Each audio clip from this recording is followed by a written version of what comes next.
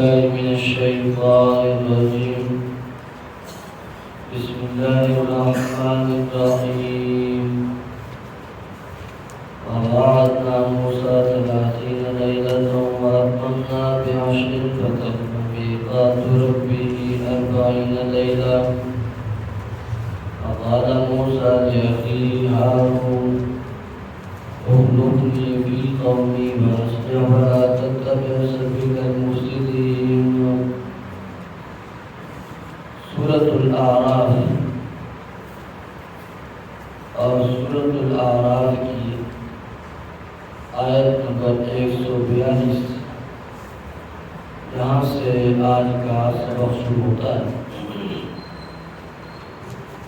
سورة الأعراف کا خلاصہ یہ ہے کہ اس سورت میں 3 حصے ہیں۔ پہلا حصہ جس میں تسلی ہے رسول کریم صلی اللہ علیہ وسلم کے لیے اور تبلیغ کے لیے بہادری کا ذکر۔ دوسرا حصہ جس میں وحی الہی کی تابعداری کا حکم ہے اور بطور نمونہ حضرت آدم علیہ السلام کا اور ابلیس کا واقعہ ذکر ہے۔ تیسرا مسئلہ توحید کا بیان، شرک کی تردید اور اس پر حضرت نوح، حضرت ہود، حضرت صالح، حضرت شعیب علیہ السلام کے واقعات ذکر ہو چکے۔ پہلا مسئلہ تسلی اور تبلیغ کے لیے بہادری کا بیان، اس کے لیے حضرت موسیٰ علیہ السلام کا واقعہ تفصیل سے ذکر کیا جا رہا ہے، جس کے 4 مقام یعنی 4 حصے گزر چکے ہیں۔ یہ 5واں حصہ ہے حضرت موسیٰ علیہ السلام کے واقعے کا۔ اس میں فرعونیوں کے غرق ہو جانے کے بعد میقات اول کا بیان ہے کہ جس میں موسیٰ علیہ السلام کوہ طور پر گئے اور عبادت کے لیے ٹھہرے۔ اللہ تعالیٰ نے تورات کا وعدہ پورا کیا اور تورات موسیٰ علیہ السلام کو ملی، اور ساتھ میں موسیٰ علیہ السلام وہاں پر گئے تو پیچھے حضرت ہارون علیہ السلام کو اپنا خلیفہ بنایا۔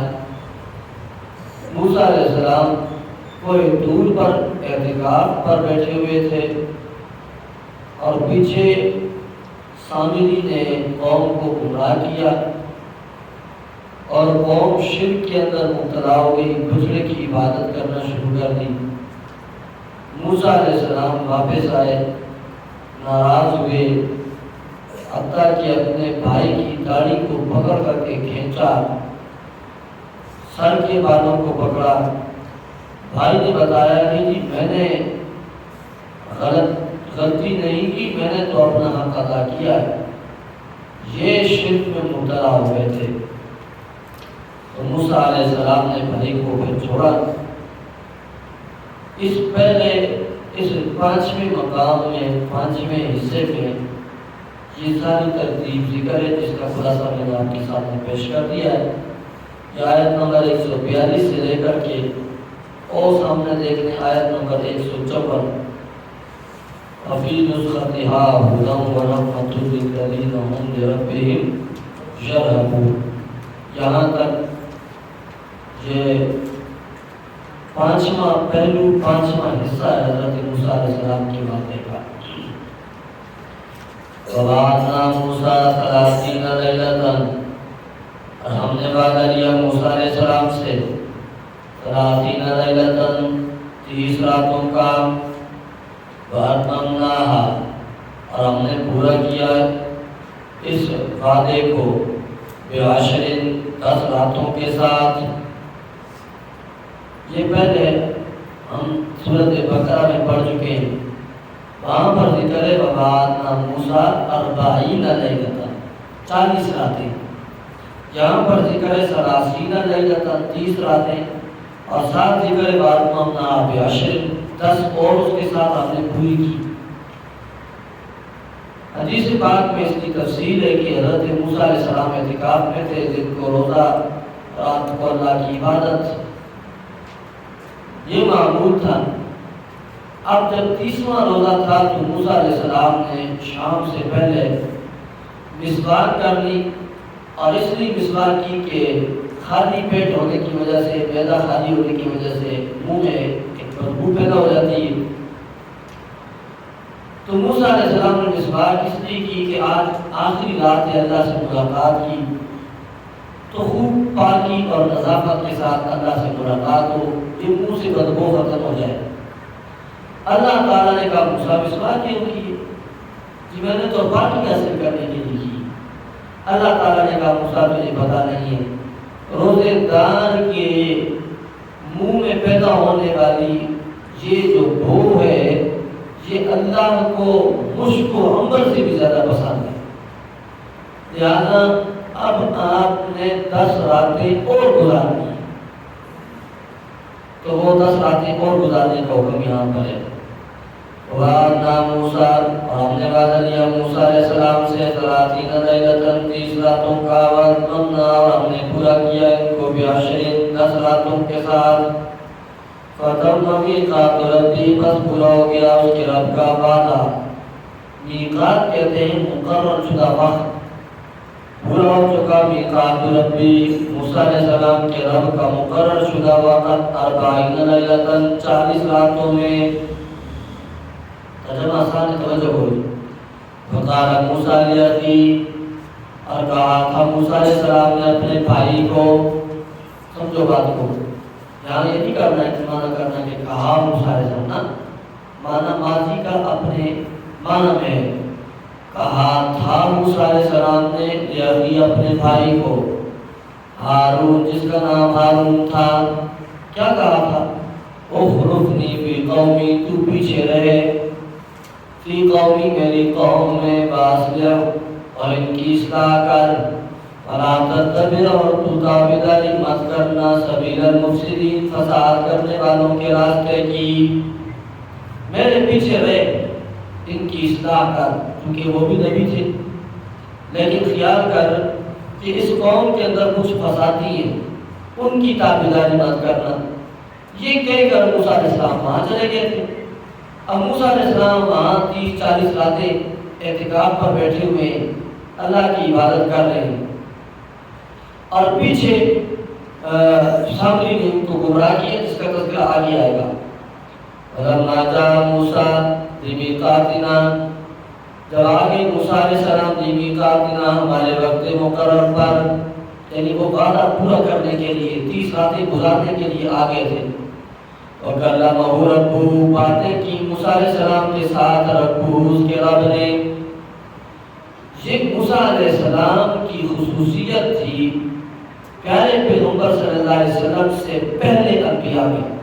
الفاظ کو نوٹ کرو، یعنی کہہ رہا ہوں کہ صرف پیارے پیغمبر حضرت موسیٰ علیہ السلام کی خصوصیت نہ، موسیٰ علیہ السلام کی خصوصیت تھی پیارے پیغمبر سے پہلے کے انبیاء میں کہ اللہ تعالیٰ نے موسیٰ علیہ السلام کے ساتھ بغیر واسطہ جبرائیل امین کے خود کلام فرمایا۔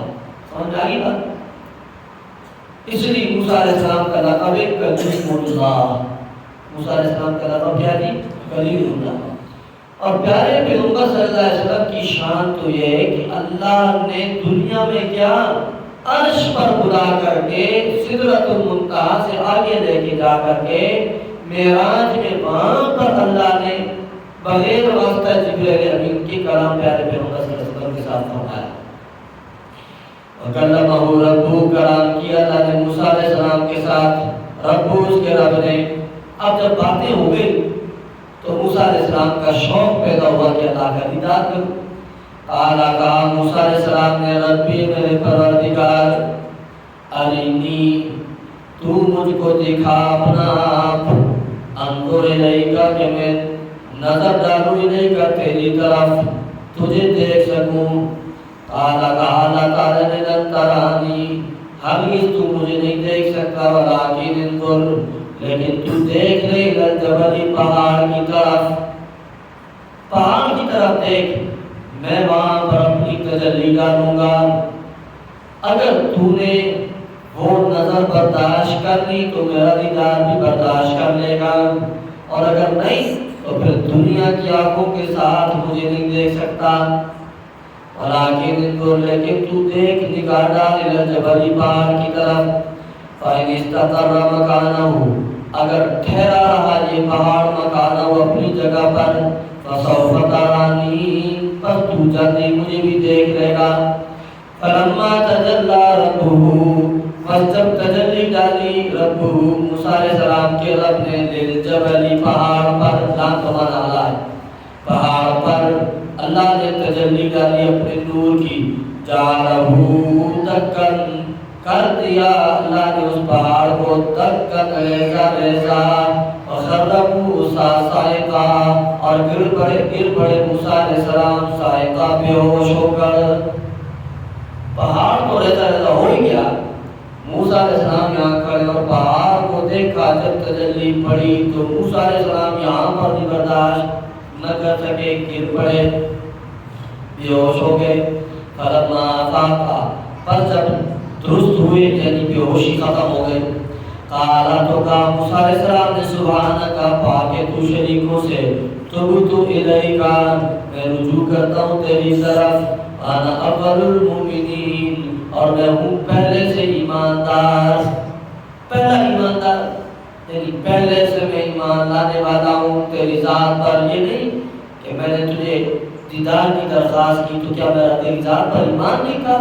نہ ایمان تھا، یہ تو شوق اور محبت میں درخواست کی تھی۔ قال یا موسیٰ، کہا اللہ تعالیٰ نے، یا موسیٰ، اب اس میں فضائل موسیٰ علیہ السلام کا ذکر ہے، سبق آسان ہے اس لیے آگے پڑھا ہوں، توجہ کرو۔ قال، کہا اللہ تعالیٰ نے، یا موسیٰ، موسیٰ علیہ السلام، انی اصطفیتک، یقیناً میں نے چنا ہے تجھے علی الناس، لوگوں پر، برسالاتی، اپنے پیغامات کے ساتھ، یعنی میرے پیغام تجھ تک آتے ہیں، نبی بنایا میں نے تجھے، وبی کلامی، اور اپنے کلام کے ساتھ، یعنی میں نے ڈائریکٹ تیرے ساتھ کلام کیا ہے۔ ایک فضیلت تو یہ ہے کہ تمام لوگوں نے میں نے تجھے رسول بنایا، پھر دوسری فضیلت یہ کہ رسولوں میں میں نے تجھے کلیم اللہ بنایا، ڈائریکٹ کلام کیا تیرے ساتھ۔ فَخُذْ مَا آتَيْتُكَ، بس تو لے لے وہ کتاب آتَيْتُكَ جو میں نے تجھے دے دی، یعنی تورات، وَكُن مِّنَ الشَّاكِرِينَ، اور ہو جا تو شکر گزاروں میں سے۔ وَكَتَبْنَا لَهُ فِي الْأَلْوَاحِ مِن كُلِّ شَيْءٍ مَوْعِظَةً، اور ہم نے لکھ دیا تھا موسیٰ علیہ السلام کے لیے، فی الالواح، تختیوں کے اندر، یعنی موسیٰ علیہ السلام کو تورات ملی حصی طور پر، تختیاں دے دی گئی، ہم نے لکھ دی تھی موسیٰ علیہ السلام کے لیے، فی الالواح، تختیوں کے اندر، من کل شیء، ہر قسم کی مناسب چیز، موعظۃ، نصیحت، وتفصیلا لکل شیء، اور ہر مناسب بات کی وضاحت۔ فخذها بقوۃ، ہم نے کہا تو لے لے اس کتاب کو، بقوۃ، مضبوطی کے ساتھ، مضبوطی کے ساتھ لے لے، یعنی عمل کر اس پر۔ وَأْمُرْ قَوْمَكَ، اور حکم کر اپنی قوم کو، یأخذوا بِأَحْسَنِهَا، کہ وہ بھی لے لے بِأَحْسَنِهَا، اچھے طریقے کے ساتھ، اس کتاب کی اچھی طریقے کو لے لیں، یعنی اس کتاب پر عمل کریں۔ سَأُرِيكُمْ دَارَ الْفَاسِقِينَ، جلد ہی میں تم کو دکھاؤں گا دار الفاسقین، نافرمانوں کا گھر دکھاؤں گا۔ کیا مطلب؟ جنہوں نے اس کتاب پر عمل نہ کیا تو نافرمان ہے، ان کا ٹھکانہ جہنم ہوگا، میں تمہیں دکھاؤں گا۔ سَأَصْرِفُ عَنْ آيَاتِيَ الَّذِينَ يَتَكَبَّرُونَ فِي الْأَرْضِ، اس میں آیت کریمہ میں اللہ تعالیٰ متکبرین کا ذکر کرتے ہیں، ان لوگوں کا ذکر کرتے ہیں جن کے دل کے اندر اللہ کی کتاب کا علم نہیں آ سکتا۔ کیوں؟ اس لیے کہ دل کے برتن کے اندر تکبر بڑا ہوتا ہے۔ اللہ فرماتے ہیں جس کا دل میری کتاب کے لیے صاف نہیں تو اس کے دل کے اندر میری کتاب کا علم بھی آ سکتا نہیں۔ سَأَصْرِفُ عَنْ آيَاتِيَ الَّذِينَ، جلدی میں موڑ دوں گا آیاتی اپنی آیتوں سے، الذین، ان لوگوں کو، یتکبرون فی الارض، جو تکبر کرتے ہیں زمین کے اندر بغیر الحق نامناسب اپنے آپ کو بڑا سمجھتے ہیں.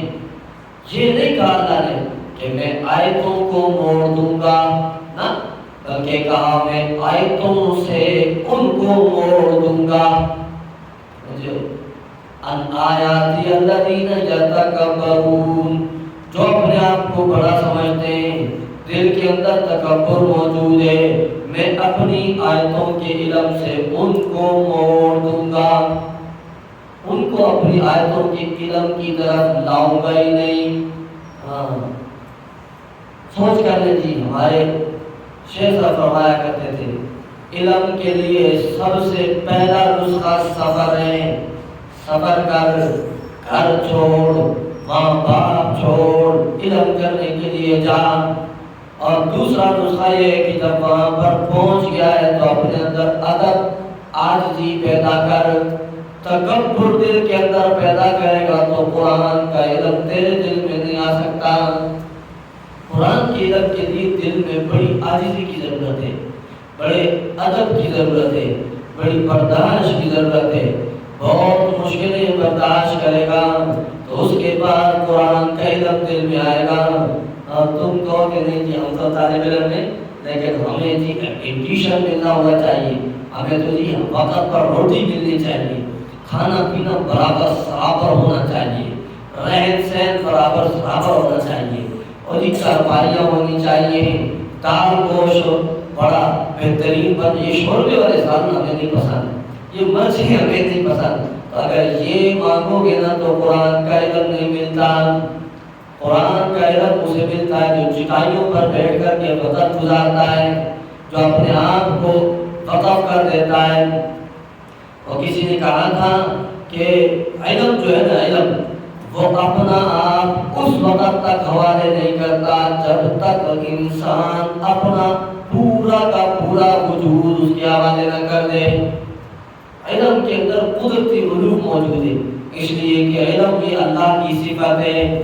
علم اس وقت آئے گا دل کے اندر کہ جب دل کا خانہ خالی ہوگا تکبر سے، دل کا خانہ خالی ہوگا حسد اور بغض سے، ادب ہوگا، خوشبو ہوگی، عاجزی ہوگی. پھر ساصرف عن آیاتی الذین، جاتی میں موڑ دوں گا آیاتی اپنی آیتوں سے، الذین ان لوگوں کو یتکبرون جو تکبر کرتے ہیں، فی الارض زمین میں، بغیر الحق نامناسب. ہمارے ساتھ ایک ساتھی پڑھتا تھا، مردار گھرانے کا تھا، اور مجھے یاد ہے ایک جگہ میں جو مدرسہ تھا ہمارا، چھوٹا سا مدرسہ تھا، اور اتنا چھوٹا مدرسہ تھا کہ آپ کے اس مدرسے سے یہ آدھا حصہ کاٹ لو اتنا سا مدرسہ. 2 کمرے تھے، ایک کمرہ ساتھ لگا تھا، بس یہ مدرسہ.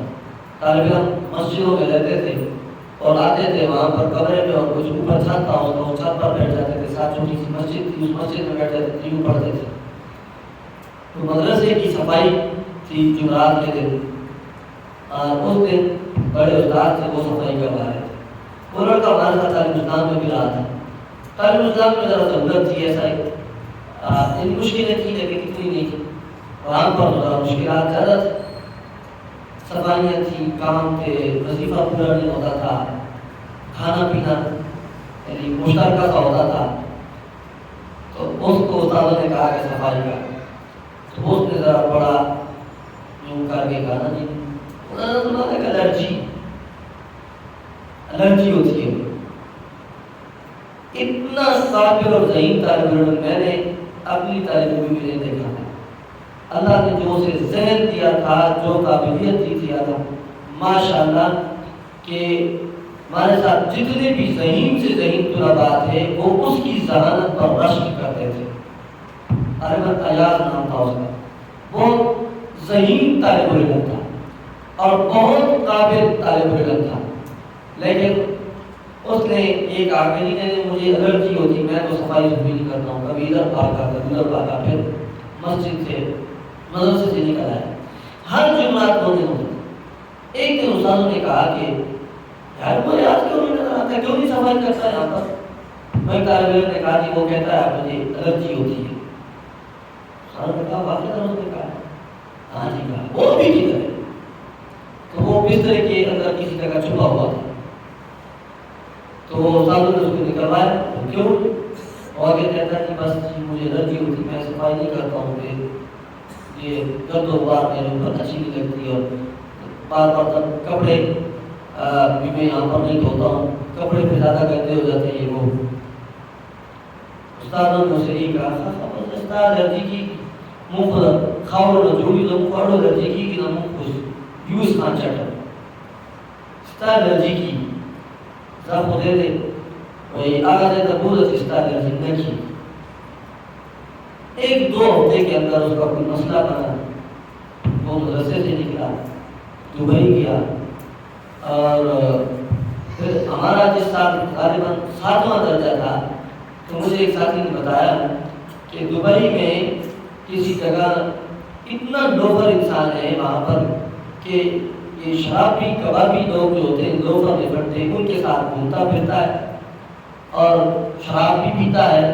حالانکہ اس نے 2-3 درجے 4 درجے پڑھ لیے تھے، قابل طالب علم تھا، اور یہ بھی کرتا ہے، داڑھی واڑی بھی نہیں ہے، کچھ بھی نہیں ہے، بالکل ختم. نہیں کہ پٹھانوں اپنے رشتہ داروں کے ساتھ تو ختم، دور کی بات.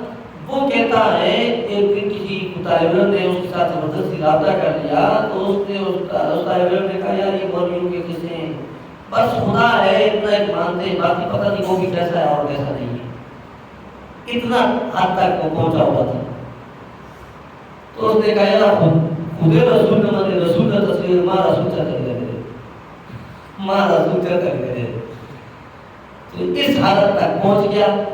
یہ صرف اور صرف تکبر یہ انسان کو تباہ و برباد کر دیتا ہے. ساسرف عن آیات الذین یتکبرون فی الارض، جلدی میں موڑ دوں گا ان آیاتی اپنی آیتوں سے الذین ان لوگوں کو یتکبرون جو تکبر کرتے ہیں فی الارض زمین میں بغیر الحق ناحق. وَيَرَوْا كُلَّ آیَةٍ اگر یہ دیکھ لیں کل آیت ہر قسم کا معجزہ لا یؤمنوا بها پھر بھی ایمان نہیں لائیں گے. وَيَرَوْا سَبِيلَ الرُّشْدِ اور اگر یہ دیکھ لیں ہدایت کا راستہ لَا يَتَّخِذُوا سَبِيلًا نہیں بناتے اس کو اپنا راستہ. وَيَرَوْا سَبِيلَ الْغَيِّ اور اگر دیکھ لیں گمراہی کا راستہ يَتَّخِذُوا سَبِيلًا تو بنا لیتے اسے اپنا راستہ.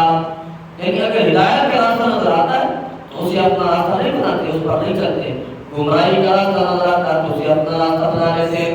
ذَلِكَ بِأَنَّهُمْ كَذَّبُوا بِآيَاتِنَا یہ اس وجہ سے کہ انہوں نے جھوٹ کی نسبت کی بِآيَاتِنَا ہماری آیتوں کو وَكَانُوا عَنْهَا غَافِلِينَ اور یہ آیتوں سے غافلین بے خبر رہتے تھے. وَالَّذِينَ كَذَّبُوا بِآيَاتِنَا وہ لوگ جنہوں نے جھوٹ کی نسبت کی ہماری آیتوں کو وَلِقَاءِ الْآخِرَةِ اور آخرت کی ملاقات کو حَبِطَتْ أَعْمَالُهُمْ تو تباہ برباد ہو گئے ان کے اعمال. هَلْ يُجْزَوْنَ إِلَّا مَا كَانُوا يَعْمَلُونَ نہیں بدلہ دیا جائے گا ان کو الا ما كانوا يعملون مگر ان اعمال کا جو یہ دنیا میں کرتے تھے.